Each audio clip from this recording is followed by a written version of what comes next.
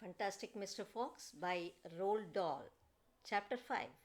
The Terrible Tractors. As the sun rose the next morning, Boggies and Bunsen Bean were still digging. They had dug a hole so deep you could have put a house into it. But they had not yet come to the end of the fox's tunnel. They were all very tired and cross. Dang and blast, said Boggies. Whose rotten idea was this? Bean's idea, said Buns. Boggies and Buns both stared at Bean. Bean took another swig of cider, then put the flask back into his pocket without offering it to the others. Listen, he said angrily, I want that fox. I am going to get that fox. I am not giving in till I have strung him up over my front porch, dead as a dumpling. We can't get him by digging, that's for sure, said the fat Boggies. I have had enough of digging. Buns, the little pot-bellied dwarf, looked up at Bean and said, Have you got any more stupid ideas then? What? Said Bean. I can't hear you. Bean never took a bath. He never even washed. As a result, his ear holes were clogged with all kinds of muck and wax and bits of chewing gum and dead flies and stuff like that. This made him deaf.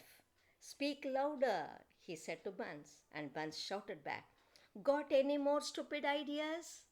Bean rubbed the back of his neck with a dirty finger.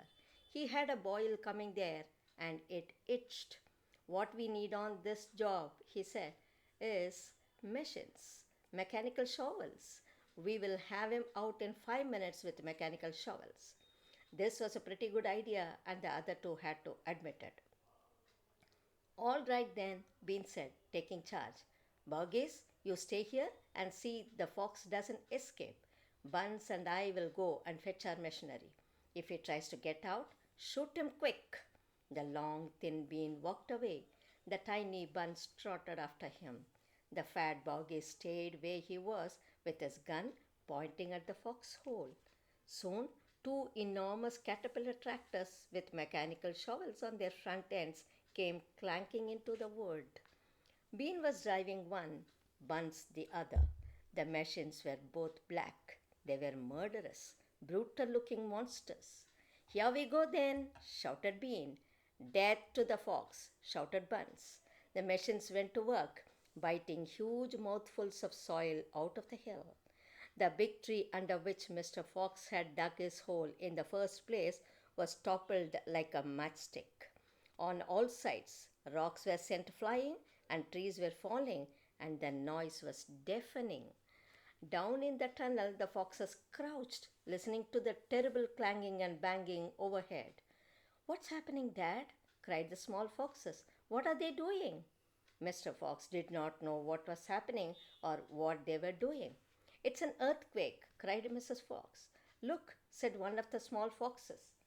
Our tunnels got shorter. I can see daylight. They all looked around, and yes, the mouth of the tunnel was only a few feet away from them now, and in the circle of daylight beyond, they could see the two huge black tractors almost on top of them. Tractors, shouted Mr. Fox, and mechanical shovels.